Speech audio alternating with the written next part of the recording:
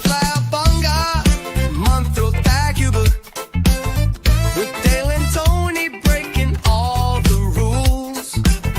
Talking tech, biz, and straight up chaos. Quick fire guests, oh yeah, we slay those.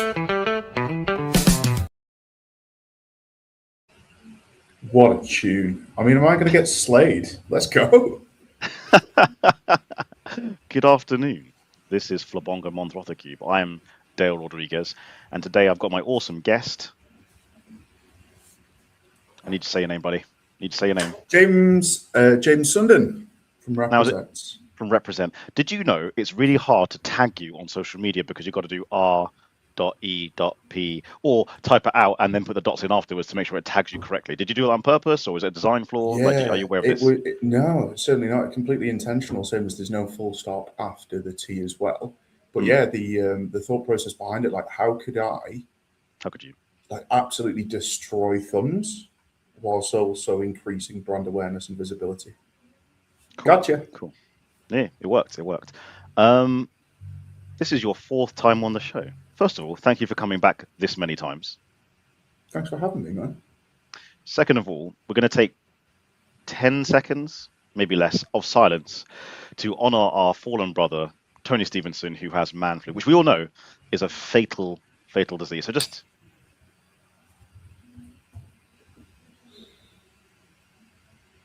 This will make for terrible content for anyone who's listening, by the way.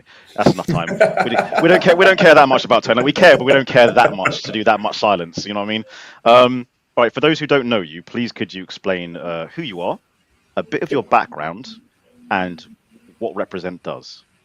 That's 3 questions. Sure. Yeah, so my name is James Sundin. My background, I have been doing what I do now with all different sizes of accountancy practices across the globe over the last 12 years. So I've worked for software vendors, so some really popular or hated names, depending on your preference. So I've worked for Sage, I've worked for R.E.S.U.L.T. I spent some time in the Salesforce ecosystem working for a company called Conga. And I was headhunted into a role in practice where I was chief commercial officer at what is now a top 80 accounting firm. And yeah, whilst I was there, put them through several consecutive years of phenomenal growth and several £1 million. And then I went, I'll tell you what, I'm really well valued, I'm really well paid. I'm just going to risk everything. And with my OG Antonetta Pop, the fiery red-headed Romanian devil of a woman that she is, let's invest our entire life savings, start this bootstrap startup called Represent. That was a little over 2 years ago now. And same as everyone, you start out very, very humble beginnings. We've gone from no clients, nobody paying us anything, to 2 years in, way in excess of £1.5 million in annual recurring revenue. We now service 5 different countries around the world from 3 countries. We provide 37 different services to those 5 countries from those 3 countries. And have 14 co-founders, 2 of which aren't on the website. And I'm not even going to tell you why. Let's go. I'm happy to hear your success, because you actually came on the show just as you started Represent, like 2 years ago. I think you just formed the limited company like a month before, if that. The website wasn't live yet, and you came on and you just came on to help the show with your presence. So thank you for coming back. We have to jump into the comments though, because Sam Green has made a fantastic comment. Sam Green, he says, I'm assuming Tony isn't on today as he refused to take part when someone taller than him is on as a guest. How savage do you want me to be? I mean, he's not here, so savage it up, like go crazy. It's not hard to be taller than Tony. So that's point number 1. Secondly, I feel like Tony can be easily intimidated by a better rugby player, if I'm honest with you, Dale. So it's probably got something to do with it. But Sam, thinking about, I heard you said something which apparently is, if you say James Sundin in a mirror 3 times, then I appear to help you sell. I said that. I think so. Yeah, you said that. I said that. There you go. Quoting you. Didn't even know it. But yeah, I think Tony did that, but he did it 4 times. And put it like this, mate, he won't do it again. I love this. I hope Tony sees it at some point. That's why I like having you on the show, by the way. It's like a Tony roast. That's all it's going to be, is Tony roasting for the next hour and a half. It's not going to be that long. We ain't got time for that. When you were first on, you talked about phases. Phase 1, 2, Yes. 3, 4. You're now on phase 4. Let's go back a step. I assume phase 1 was just, starting the business, right? I assume. Yeah, correct. So we started off. You start a bootstrap startup, you know how much cash you've got in the bank, you know how long you can survive for before you need to jack it in and go and find employment again and, have somebody else approve your holiday, right? And all the rest of the stuff that comes with it. We got to that position. We knew exactly what we wanted to do as part of stage 2. I did some consultancy and strategy work with a client that I previously sold a Sage product to that kept in contact with me. And incidentally, and like perfectly timed, sent me a message via LinkedIn after us not speaking for like 2 years, saying, "Yo, James, what are you up to?" And I was like, "Oh, I've actually started my own business doing X, Y, and Z." He was like, "Cool, what would 20 grand get me?" And I was like, "Me on a flight." Yep. So they are not an accountancy practice, they're a textile business. They produce in India and they distribute in the USA. So I basically did some work, a remote training with their US team, but a couple of things around operations, around automation as part of their sales cycle and processes. So I can kind of like remapped everything. That got us 20 grand, which meant I didn't have to go and win clients I didn't want to work with, like a lot of people do when they first start a business. Yep. And then for basically the rest of stage 1, we just basically sorted out a vast extent of shareholding agreements, governing, like at the time, 4 different entities across 2 countries. Cool. All right, then. That's stage 1. Stage 2? Stage 2, we learned some lessons. So I think the whole thing around, if you compare a software business and a service business, right? So software businesses push updates. If they're really good ones, sometimes they do that daily, they do it weekly, they do it monthly. If they're crap, they do it quarterly, right? It depends on what that update is going to be. For service businesses, so many of them start, sit, do that, and don't evolve and change in line with their customers' requirements. So we won some clients, things were going well. We had rapid growth very, very quickly. We outgrew our first offices in India within 4 months. And then we opened the new one, which we are still in situ at the moment, but we opened the new one. So rapid growth there. But we had customers of ours coming to us for other needs and requirements. So we took it from just helping them win clients. We then took it to helping them deliver compliance-based services from India. We also then brought in specified specialists with regards to payroll management. So managing payroll is a fully managed service, getting everything sorted. We then had inklings with regards to the IT side of things. And then we started the very early stages of looking at data and data automation, what the accounting market was ready for. So helping them win clients, helping them deliver compliance services, HCM, so fully managed payroll services, a little bit around the IT standpoint, and a little bit on the automation as well. And that was stage 2. Cool. Another interrupting question. You mentioned that you scaled quite rapidly in India. You had offices in India within 4 months. Why India specifically? Was it just like somewhere that you've been to before, worked with before? You just like the country and the temperament? Like why India? All of the above. So there's some incredibly talented and gifted people in India that I've worked with over my 12-year tenure in the accounting and finance industry in various different companies. People's perception on India, obviously any perception differs and it is subjective based upon your own experience. But a lot of people were working with team members in India in the wrong way, right? A lot of the clients that work with us now really successfully, a couple of case studies that are literally on the delivery page of our website. So Utopia, Northern Tonic, so great firms that we've got case studies on the delivery page on our website for, but they've worked with outsourcing or offshoring businesses in India before. Taking example from the Utopia one, like they were working with an Indian-based outsourcer for 12 months. They started working with us, and within 2 months, we'd halved their headcount, we'd halved their cost, and we doubled output for year-end accounts and corporation tax returns within 2 months now.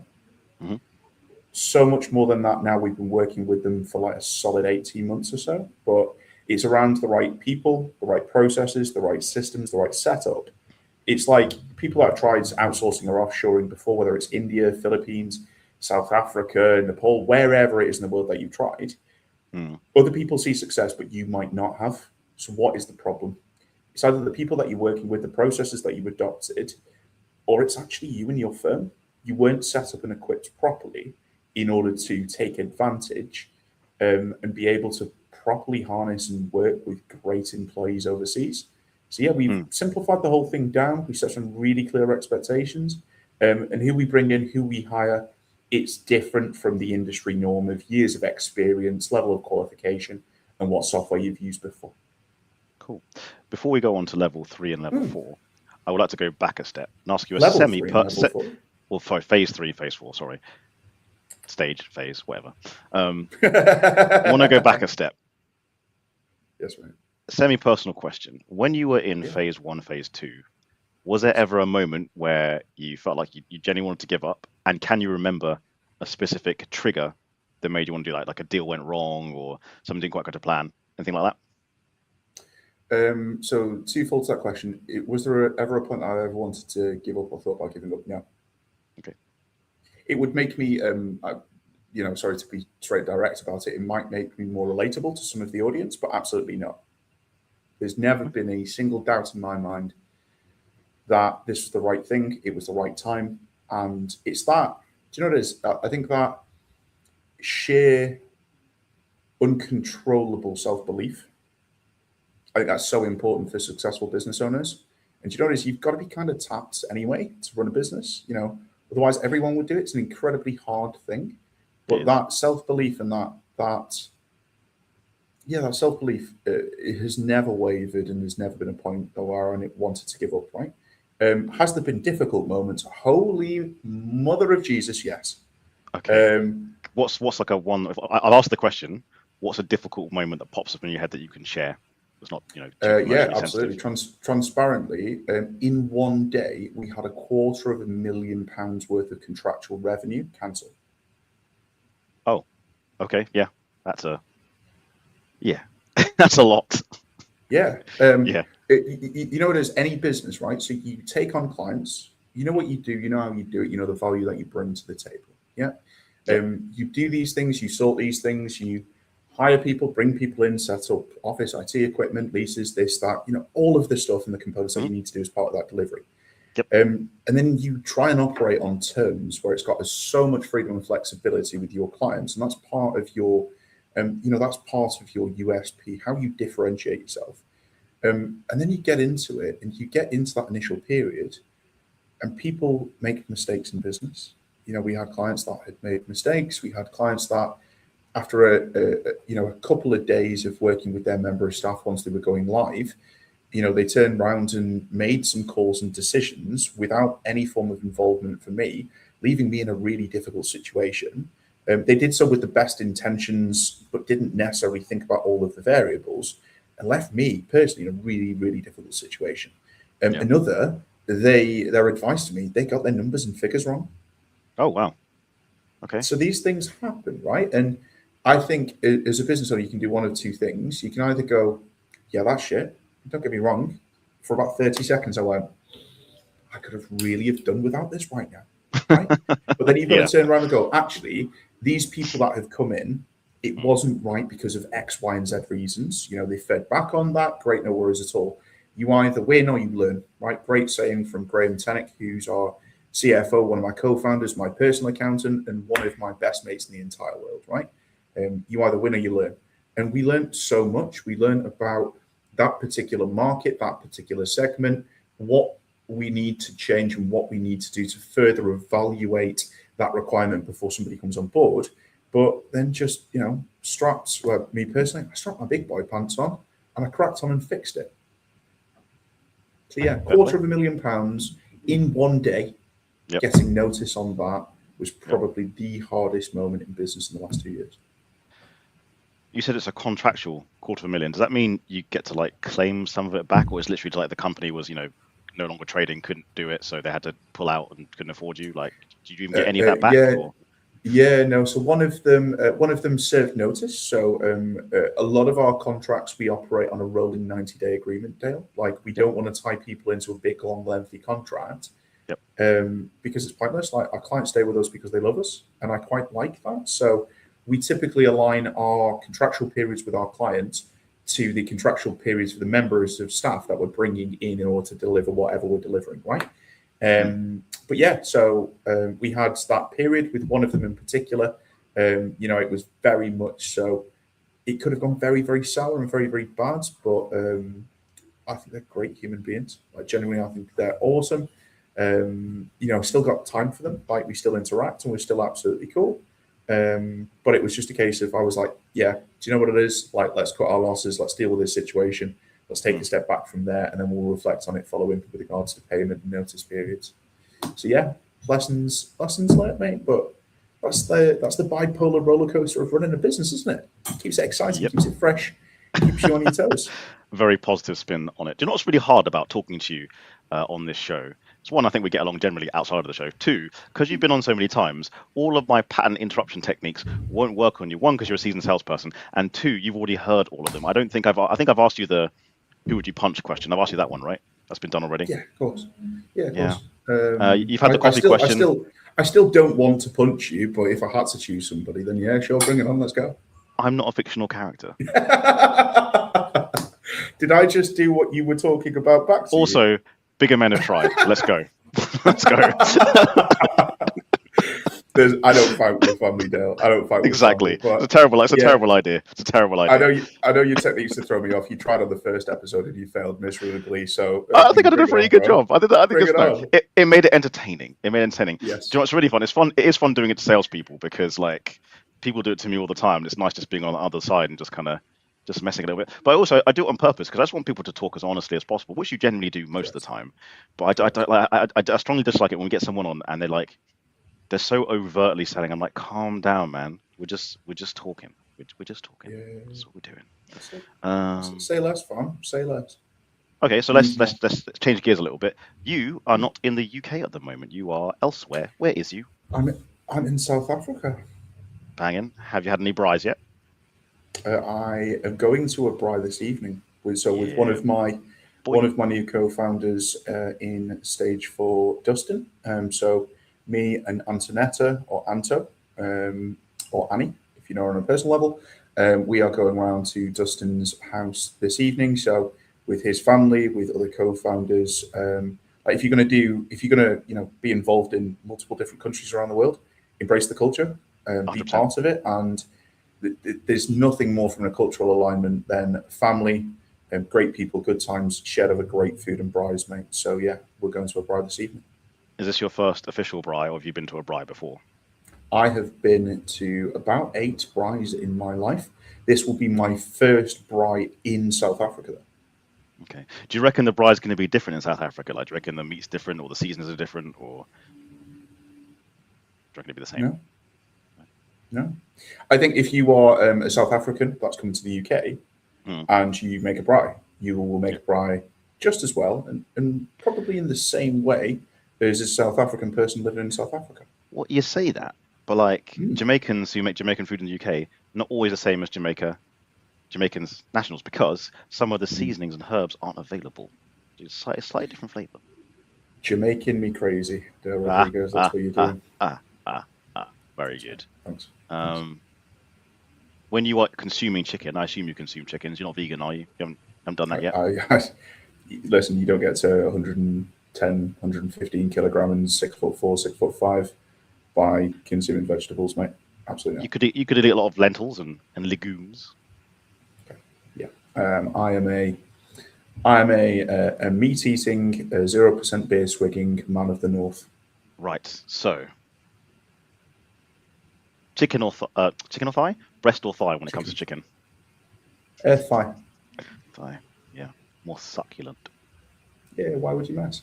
Better flavor, more succulent. If you don't like bones, that's fine. Take the bones out. Yeah.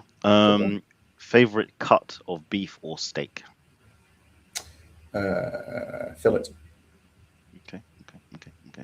Not just the tonadus of the fillet, the entire fillet of the cow. So if you think about the whole fillet, yeah, that's what I want. That's what I want on the braai tonight. So Justin asked me earlier on, he's like, any special requirements for the braai? I was like, a whole fillet, please, mate. There you go.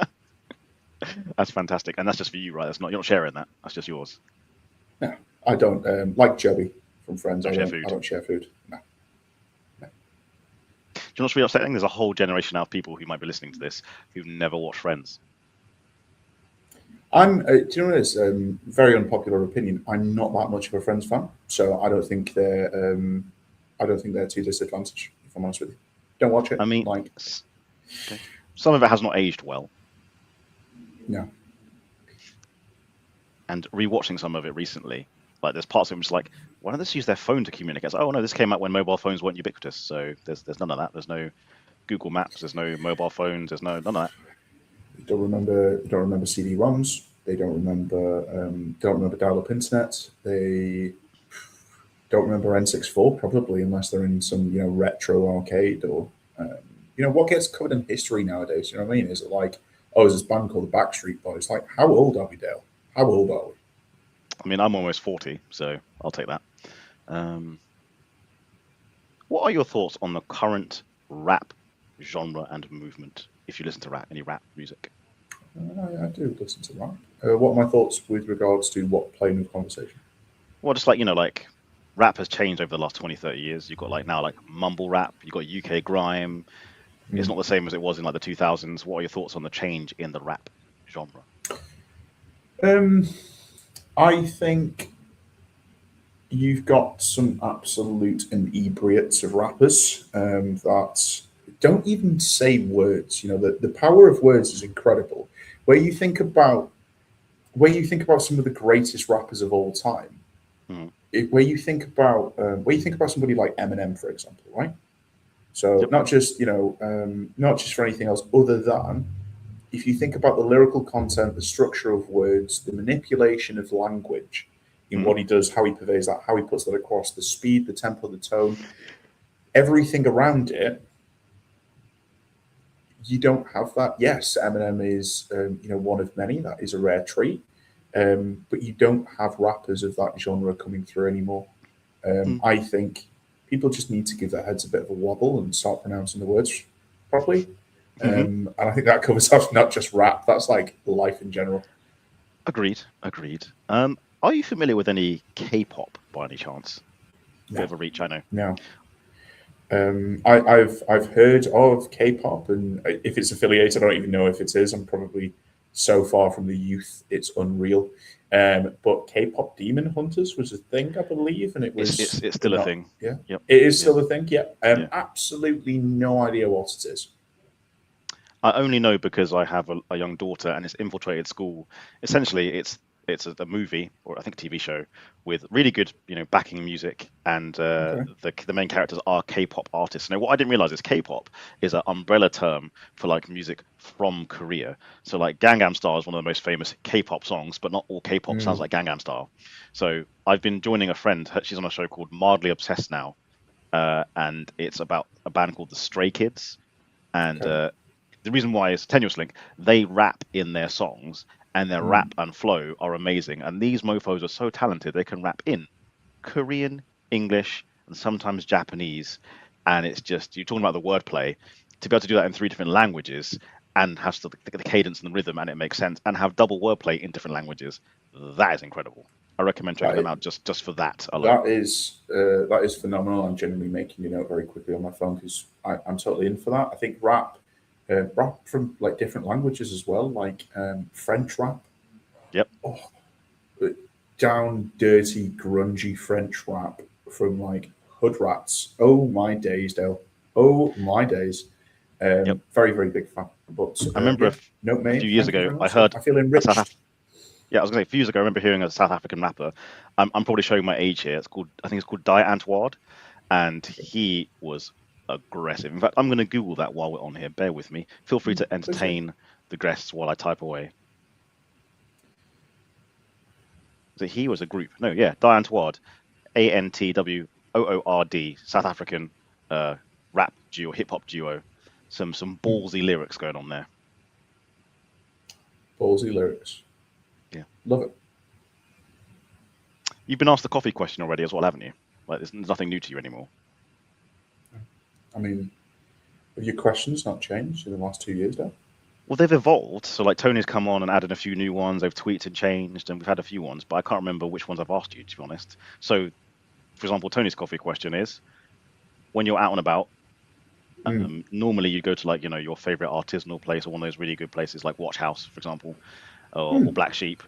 But if they're not available and you've got to go to one of the big commercial chains, which commercial chain are you choosing? Starbucks. Starbucks. Why Starbucks? I think you get a better buying experience than you do in Costa, for example. Okay. So you got to think about it. You're like, are you just buying it for the cup of coffee and that like Yes. quite acidic richness covering your palate? If it was that as a standalone, I would say Starbucks, right? So Okay. there's my point. Firstly, but you think about the whole experience as a consumer, how you're greeted, the staff, the ambience of the coffee shop, the decoration, all of the above. Yeah, Starbucks wins, man. Like everywhere else just seems a bit, I don't know. I'm from a council estate in Salford, but it just seems like a bit of a Pavo shop. Do you know what I mean? Like, I'm like, nah, I want to have a nice experience, man. I'm going to Starbucks. If places like Black Sheep aren't available, because, yeah, Black Sheep or like independent roasters like Pumphrey's in the Northeast. So, yeah, they're, Jamaican Black Mountain. Jamaican Black Mountain is, oh, my goodness me, D-Rod. Amazing. Is it Black Mountain or Blue Mountain? I think it's Blue Mountain. Great question. Great I think it's question. Blue Mountain. One of the two. But anyway, but I'm with you on that one. And it's funny you say that because I said this before on another stream. I call it the Starbucks effect, right? Like you're right.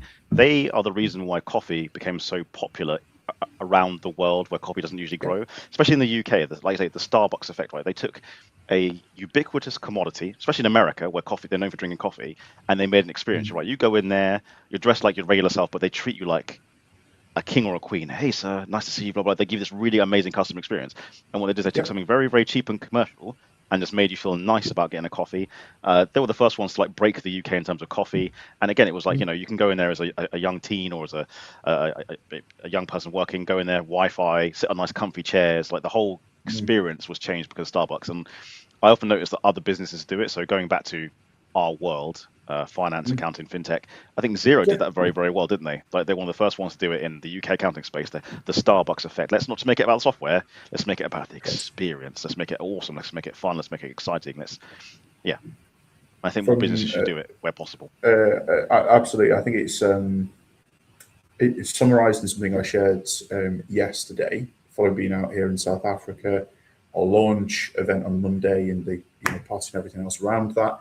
But being at the Xero roadshows this week, so the one in Cape Town was on Tuesday, 2,000 people. Oh my goodness, absolutely blew the roof off. And I've had the pleasure of, I guess, attending Xero events in the UK, in Australia, and now South Africa as well. UK obviously coming up in July from a XeroCon perspective, and there's a potential I'll also be joining XeroCon Canada as well in the events that they've got going on in October of this year. So I can officially feed back, Dale, and tell you who has got the best parties, because they do differ on a country-by-country basis, right? Get out of my head. I was going to ask you which XeroCon is best and why. Literally, that was my next question. You know me all too well. Dude, if I'm living in your head rent-free, I know exactly what you think. Welcome to my world, friend. Which one is the best so far? So when you say best, define best. Do you mean like maddest, wildest parties? No, let's not go for parties. Let's go for a combination of things to make best. So let's go for who's had the best comparing, stage presence, who's had the best guest speaker, because they've had a few good ones, and then which country again has got the best party. So all three combined. Okay, I'll do it in reverse order. Party Australia. As in the worst? No, as in the best. As in the best, okay. As in madness. Sheer, unadulterated, off-the-wall, bouncing madness. Like, don't get me wrong, like being dressed as Freddie Mercury for XeroCon in London. I thought you were dressed as Jordan Vickery, not Freddie Mercury. Subjective, isn't it, of course? But yeah. I think after probably getting on towards 250 tags on videos of me on ski trips or even at XeroCon, either dressed as Freddie Mercury / Jordan Vickery, but when I did it on the ski trip with the baby, I said it's Jordan Vickery and baby Trent. I think after like 200 plus tags and mentions on that, I was kind of moving on, but thanks for making it 201. But yeah, party-wise, Australia, absolutely hands down, crazy mad people, and yeah, just beautiful humans. Absolutely loved it. With regards to content, the UK has been absolutely phenomenal. I was, however, with the compare yesterday in South Africa. Oh my God, I have never mind a zero event, never mind an event from a global perspective, anything outside of zero as well, whether you're talking any mainstream event, any subcategory event, any small event, anything I've been to in the last 12 years that I've been involved in the accounting and finance industry, the best compare ever was at the Zero roadshow event in Cape Town yesterday. Just unreal human being, unreal. It was even better the fact that some of it, considering it was in Afrikaans, I couldn't understand a single word, but it was brilliant. Maybe that's the reason why, because I couldn't understand it. No, fair enough. That person had that riz. I get it. Okay, taking it back to business and touching on something you said earlier. Gonna zoom in now because we're getting serious. Zooming in. You mentioned that you're a young lad from a council estate.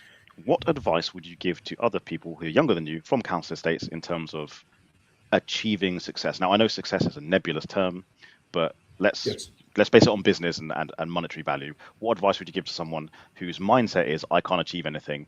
Because you are actually an example of achieving something, right? So what advice would you give to that person who doesn't believe in themselves from your kind of background?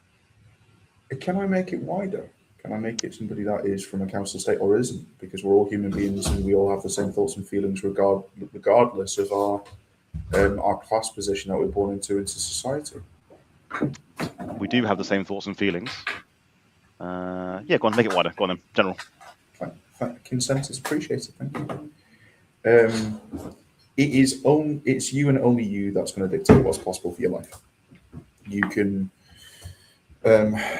talk about having a difficult period, a difficult time, being held back. You can talk about trauma, dark shit, things that you shouldn't have seen, things that you shouldn't have gone through.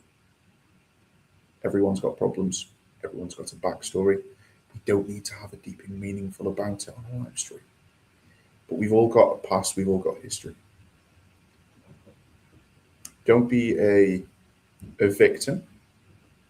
Be empowered and turn the negativity and the difficult things that you've been through in life into a positive.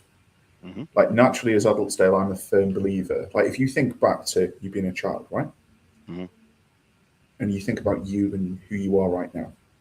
Yep. I'm a firm believer that we end up becoming, as an adult, we end up becoming exactly what we needed when we were a child.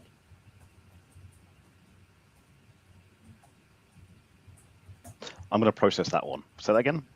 You believe as an adult you became what you needed as a child. As adults, we end up becoming exactly what we needed when we were a child.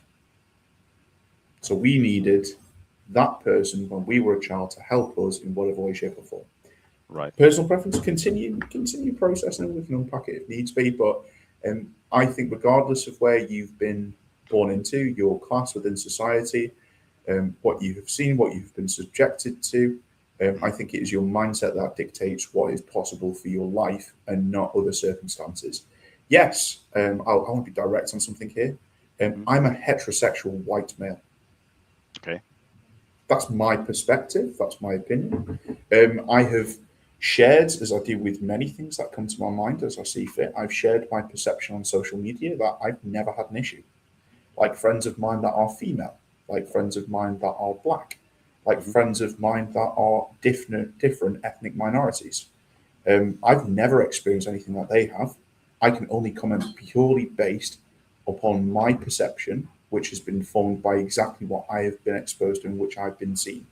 There was an argument from a white woman that disagreed with me, and she said, actually, working class white lads that come from council estates are now apparently the bottom of the barrel with regards to society.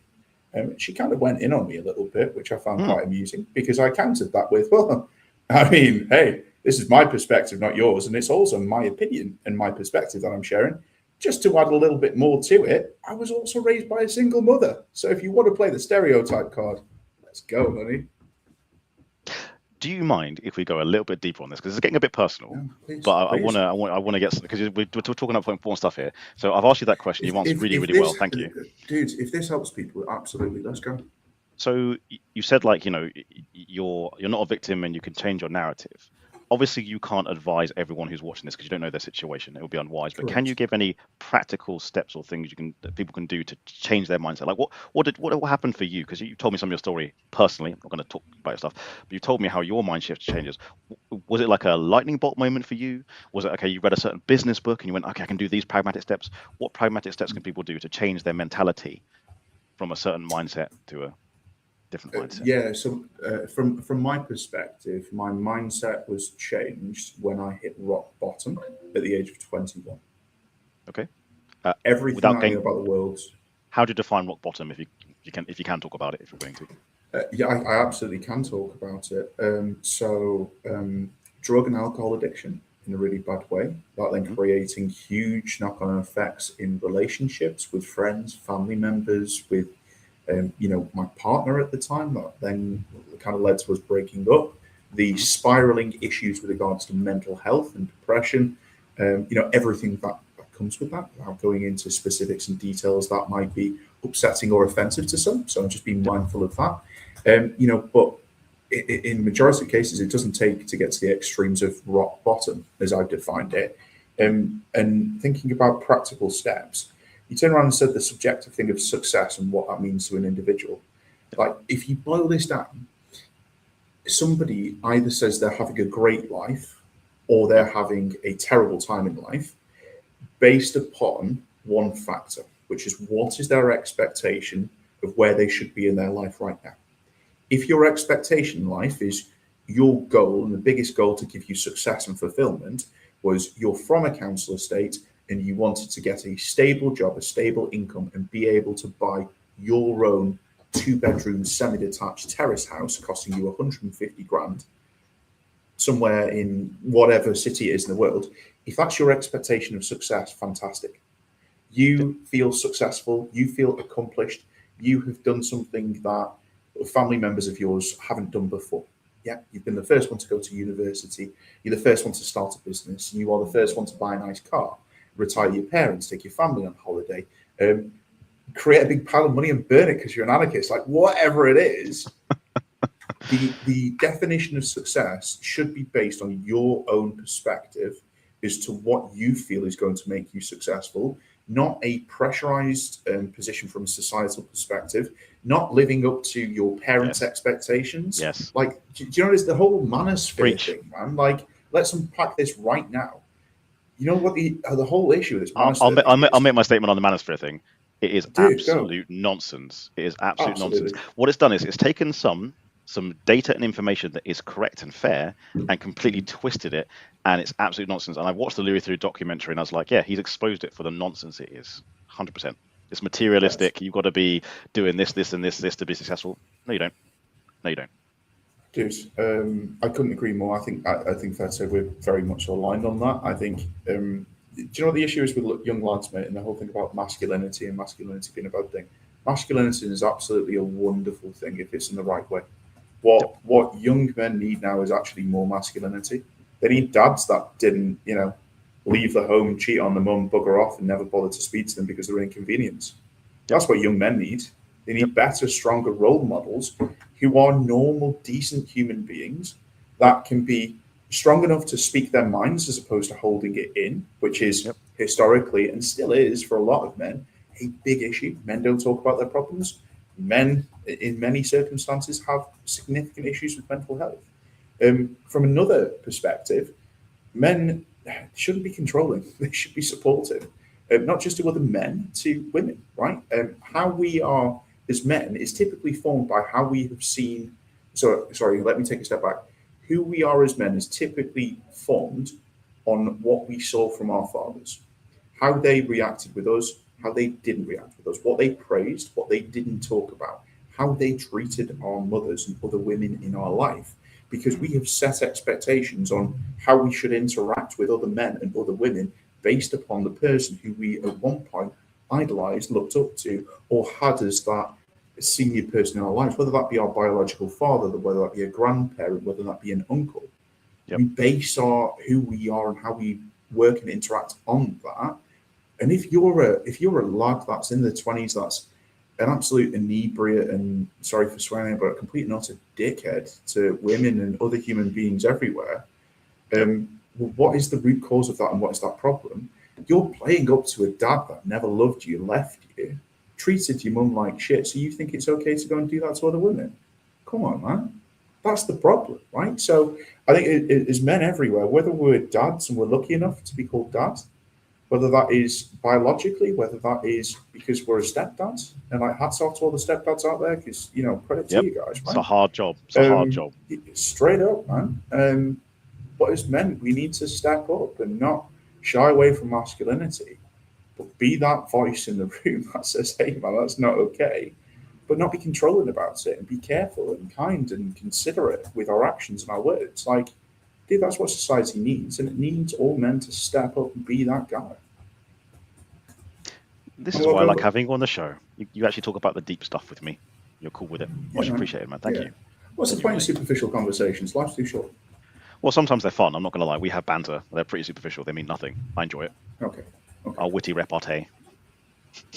I was to say, if I hadn't shaved my, I would have twizzled my mustache at you, sir. Oh, have you ever had a twirly mustache? Listen, I'm gifted in life with many things, mate. My height, my baby blue eyes, and my silver-tongued sales ability. Mm-hmm. One thing I am not gifted with is being follically endowed on the top lip. You know, I'm 34, soon to be 35. I've struggled. I'm not particularly follically endowed.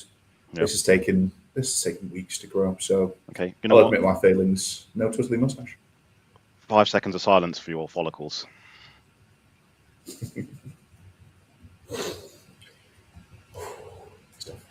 is what it is. It is what it is. That was a moment. Wasn't it?